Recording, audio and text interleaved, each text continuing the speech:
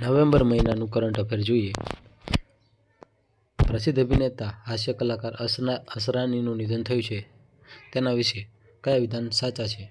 તો તેનું પૂરું નામ ગોવર્ધન અસરાની છે. તેઓનો જન્મ રાજસ્થાનમાં થયો હતો. તેઓ હિન્દી ફિલ્મોની સાથે ગુજરાતી ફિલ્મોમાં પણ કામ કરેલું છે. ઓકે. INS વિક્રાંત સાથે નીચેના પૈકી કયા વિધાન સાચા છે?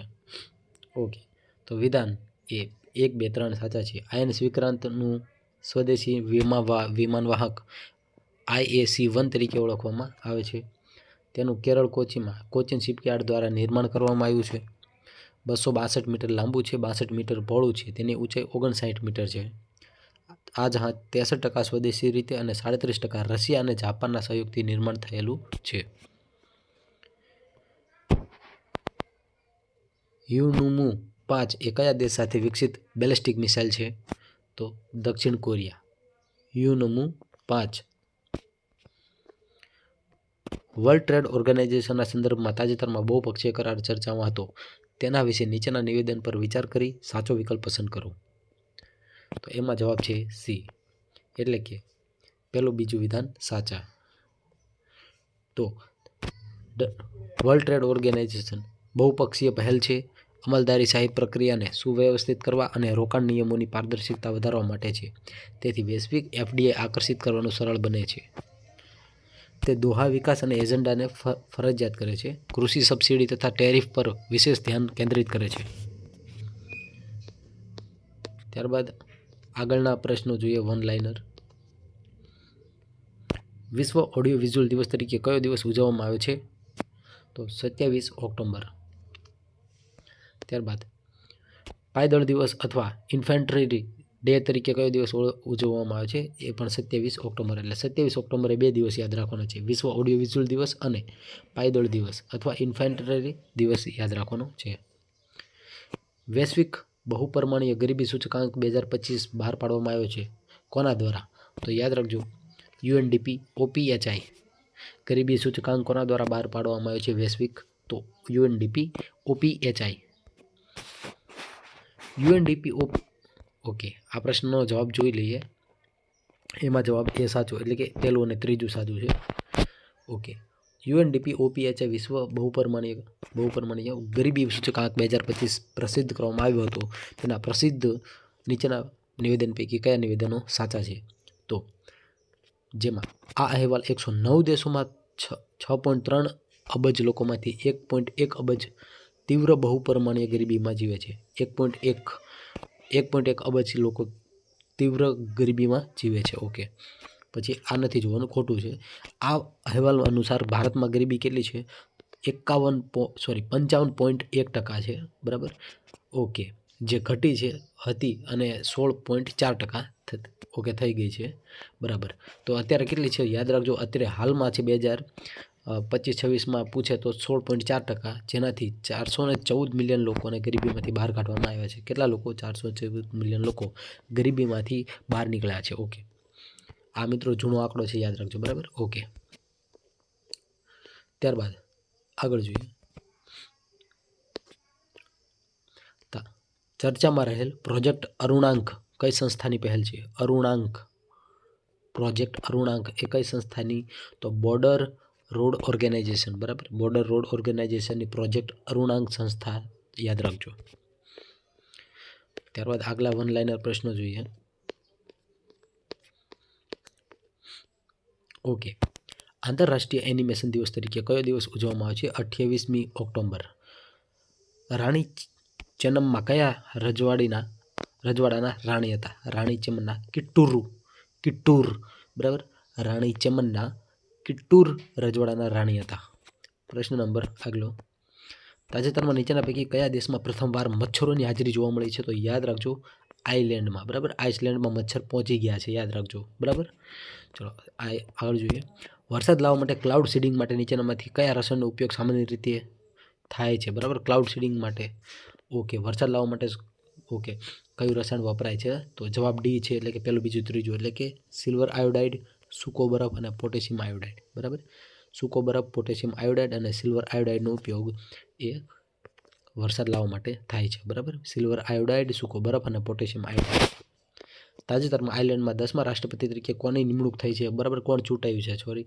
ઓકે, તો યાદ રાખજો કેથરીન કોલિન, બરાબર. આયર્લેન્ડના નવા રાષ્ટ્રપતિ કોણ બન્યું છે? Catherine choline.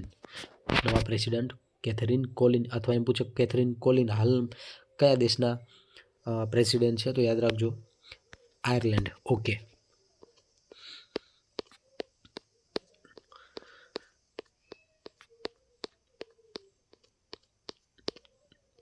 વિશ્વ સોરાયસિસ દિવસ તરીકે કયો દિવસ ઉજવવામાં આવે છે? તો મિત્રો યાદ રાખજો, વિશ્વ સોરાયસિસ દિવસ તરીકે 29 ઓક્ટોબરને યાદ રાખવાનો છે. સોરાયસિસ. આગળ જોઈએ, આંતરરાષ્ટ્રીય ઇન્ટરનેશનલ દિવસ તરીકે કયો દિવસ ઉજવવામાં આવે છે? તો યાદ રાખજો 29 ઓક્ટોબર. આંતરરાષ્ટ્રીય ઇન્ટરનેટ દિવસ, બરાબર. ઇન્ટરનેટ દિવસ. ઓકે. આંતરરાષ્ટ્રીય ઇન્ટરનેટ દિવસ તરીકે કયો દિવસ ઉજવવામાં આવે છે? 29 ઓક્ટોબર. તાજેતરમાં જે ટેગ ઇન્ડી લાઇમ કર્ણાટક અને પુલિયાનકુડી તમિલનાડુની પ્રથમ વખત હવાઈ શિપમેન્ટ દ્વારા નિકાસ કરવામાં આવી હતી. ઓકે, તો કયા દેશમાં? તો યાદ રાખજો યુનાઇટેડ કિંગડમ, બરાબર. તો આ બે જીઆઈ ટેગ ખાસ યાદ રાખજો. ઇન્ડી લાઇમ ક્યાંની સાથે સંકળાયેલું છે? તો કર્ણાટક, અને પુલિયાનકુડી તમિલનાડુ સાથે સંકળાયેલું છે. ઓકે, હવાઈ શિપમેન્ટ દ્વારા મોકલવામાં આવ્યું છે. કયા દેશમાં? તો યુકેમાં મોકલવામાં આવ્યું છે, બરાબર. આ જીઆઈ ટેગ ભારતના મોસ્ટ આઈમ્પી છે, યાદ રાખજો. ઇન્ડી લાઇમ કર્ણાટક અને પુલિયાનકુડી તમિલનાડુ. ઓકે, આગળ જોઈએ, તાજેતરમાં ભારત ઇન્ટરનેશનલ રાઈસ કોન્ફરન્સ 2025 ક્યાં યોજાઈ? તો યાદ રાખજો ભારત મંડપમમાં યોજાઈ, નવી દિલ્હી. રાઈસ એટલે કે ચોખાની કોન્ફરન્સ ક્યાં યોજાઈ છે? તો યાદ રાખજો ભારત મંડપમ. આગલો પ્રશ્ન જોઈએ, કયા દેશમાં વિશ્વની સૌથી ઝડપી હાઈ સ્પીડ ટ્રેન 450 ટેસ્ટિંગ કરવામાં આવ્યું છે? તો યાદ રાખજો ચાઇના, ચીન. તાજેતરમાં આસિયાન સમિટ 2025 અથવા 25 એટલે વર્ષ 2025 અને 47મી આસિયાન સમિટ ક્યાં યોજાઈ છે? તો યાદ રાખજો કુઆલાલંપુર, મલેશિયા. કયા દેશે સત્તાવાર રીતે આસિયાન જૂથનો 11મો સભ્ય બન્યો છે? તો તિમોર લેસ્ટે 11મો સભ્ય બન્યો છે આસિયાનનો, તિમોર લેસ્ટે. 22મી આસિયાન સમિટમાં ભારતે કયા વર્ષને આસિયાન ભારતીય દરિયાઈ સહકાર વર્ષ તરીકે જાહેર કર્યું છે? તો 2026ને. ઓકે, ભારત સમિટે ભારતે કયા વર્ષને આસિયાન ભારત દરિયાઈ સહકાર તરીકે, તો યાદ રાખજો 2026 તરીકે નિમણૂક આપી છે, એટલે જાહેર કર્યું છે વર્ષને. ઓકે, હવે પરીક્ષાલક્ષી પ્રશ્નો જોઈ લઈએ.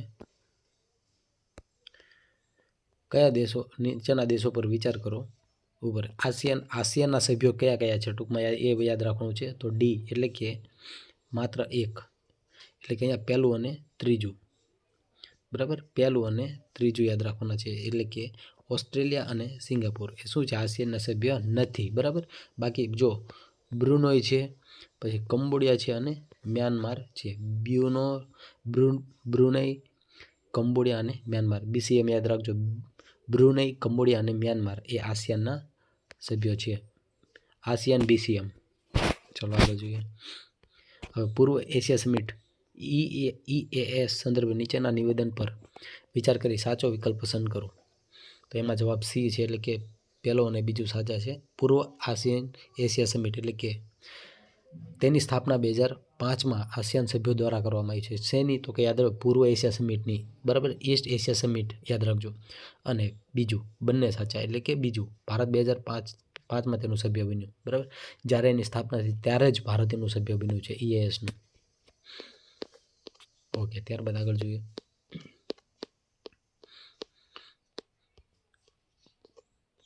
વિશ્વ બચત દિવસ તરીકે કયો દિવસ ઉજવવામાં આવે છે?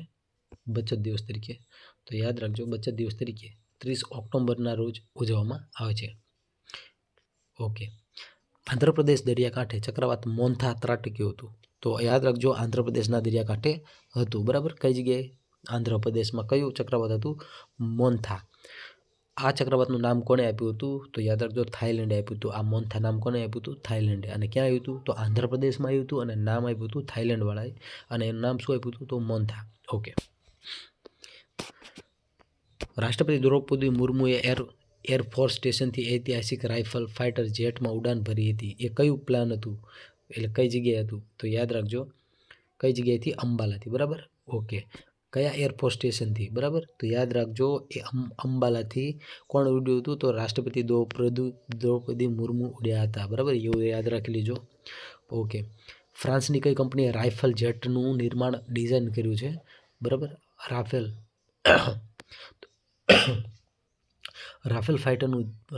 ફાઇટર જેટનું નિર્માણ કર્યું અને ડિઝાઇન કોને બનાવી છે? તો દસોલ્ટ એવિએશન, બરાબર? યાદ રાખજો, દસોલ્ટ એવિએશને. 8મા પગાર પંચના અધ્યક્ષ તરીકે કોની નિમણૂક થઈ છે? તો યાદ રાખજો, ન્યાયાધીશ રંજન પ્રકાશ દેસાઈ. 8મો પગાર પંચના અધ્યક્ષ ન્યાયાધીશ રંજન પ્રકાશ દેસાઈ છે. મોસ્ટ આઈએમપી છે. પગાર પંચ એટલે કે પે કમિશન વિશે નીચેના વિધાનો કયા સાચા છે? ઓકે, જોઈ લઈએ જવાબ. એ જવાબ સાચો, એટલે કે 4 સાચા છે. તે કેન્દ્ર સરકાર દ્વારા સ્થાપિત એક સંસ્થા છે. તે કર્મચારીઓના પગાર માળખાના ફેરફાર સમીક્ષા કરે છે અને ભલામણ કરે છે. પગાર પંચની રચના ખર્ચ વિભાગના હેઠળ આવે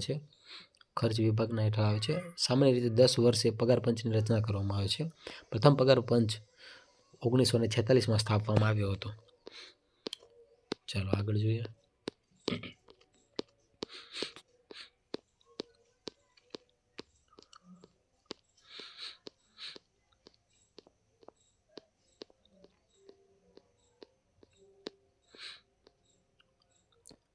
દર વર્ષે 31 ઓક્ટોબરના રોજ ભારત અથવા વિશ્વમાં નીચેનામાંથી કયા દિવસની ઉજવણી કરવામાં આવે છે?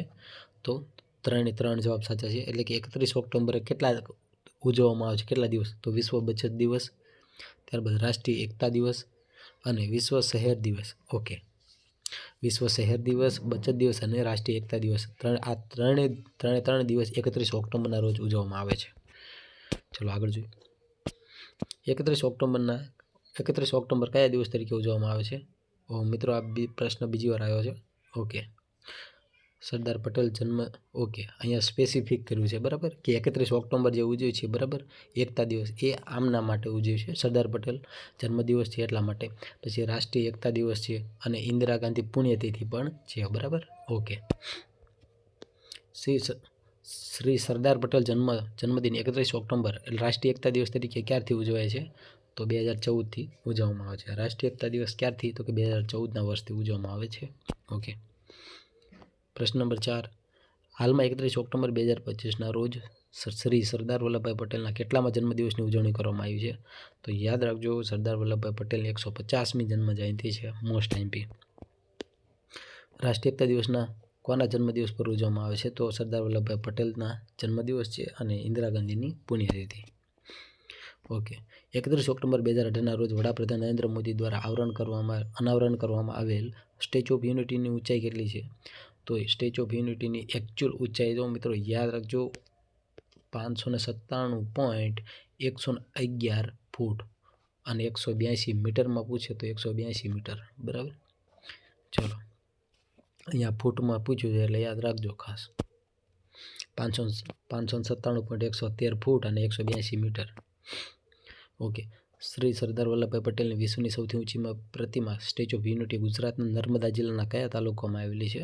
તો ગરુડેશ્વર તાલુકામાં આવેલી છે, બરાબર. કયા તાલુકો પૂછ્યો છે, બરાબર? કયા તાલુકો? તો ગરુડેશ્વર તાલુકામાં આવેલી છે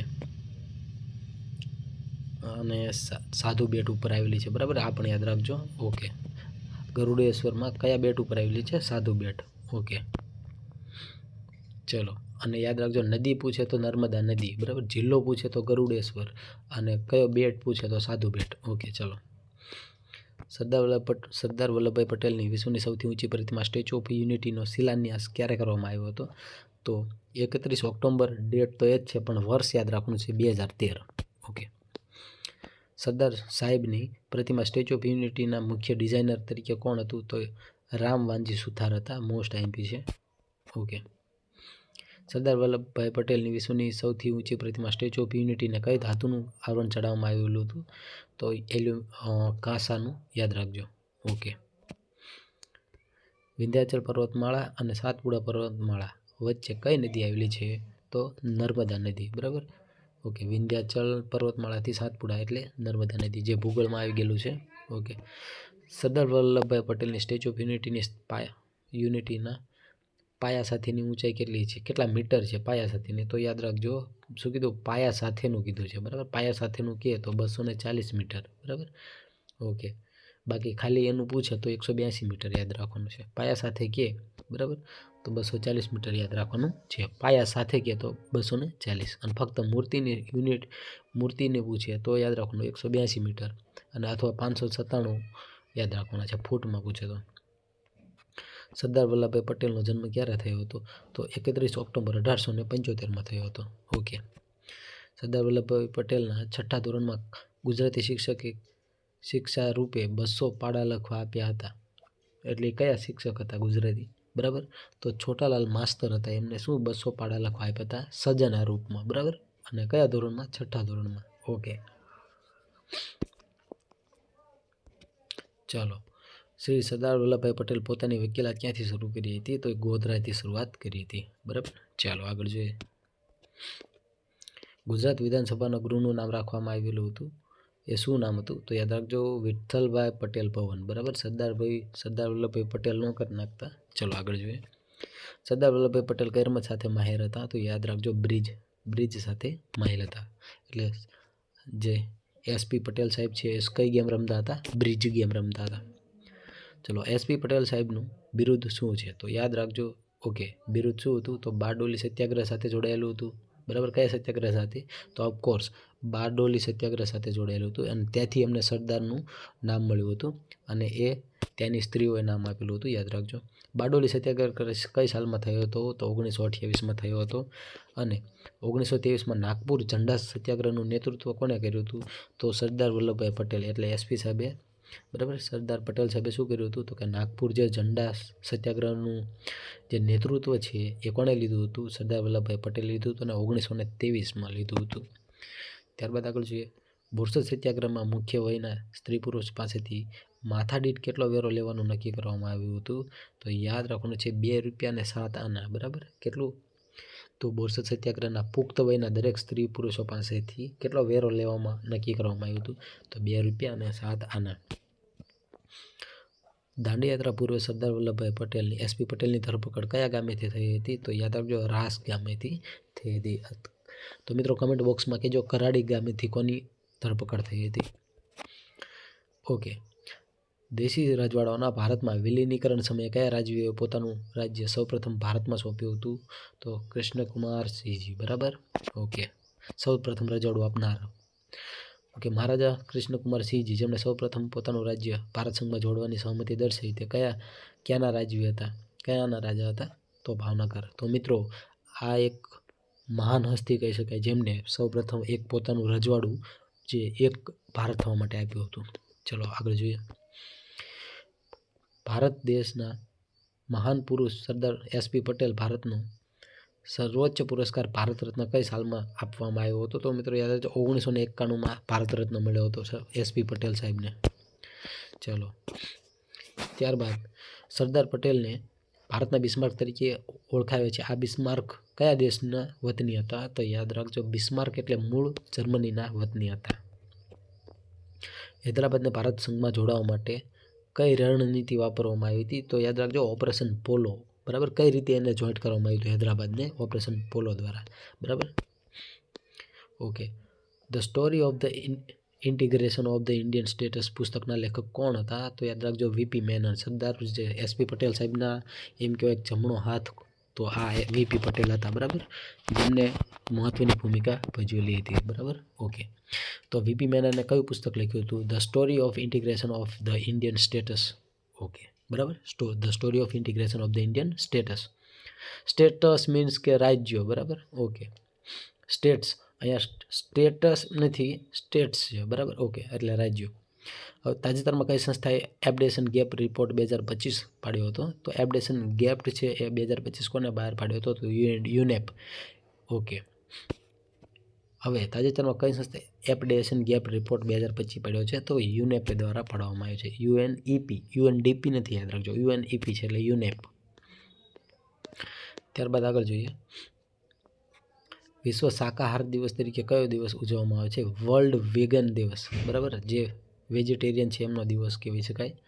ઓકે, તો યાદ રાખવાનું છે 1 નવેમ્બર 1 નવેમ્બર વિશ્વ શાકાહાર દિવસ તરીકે ઉજવવામાં આવે છે. ઓકે, ત્યારબાદ જોઈએ નીચેના પૈકી કયા રાજ્યનો સ્થાપના દિવસ છે. બરાબર, 1 નવેમ્બર કયા કયા રાજ્યનો સ્થાપના દિવસ છે. બરાબર, તો એનો જવાબ જોઈ લે ડી, એટલે કે ઉપરોક્ત તમામ.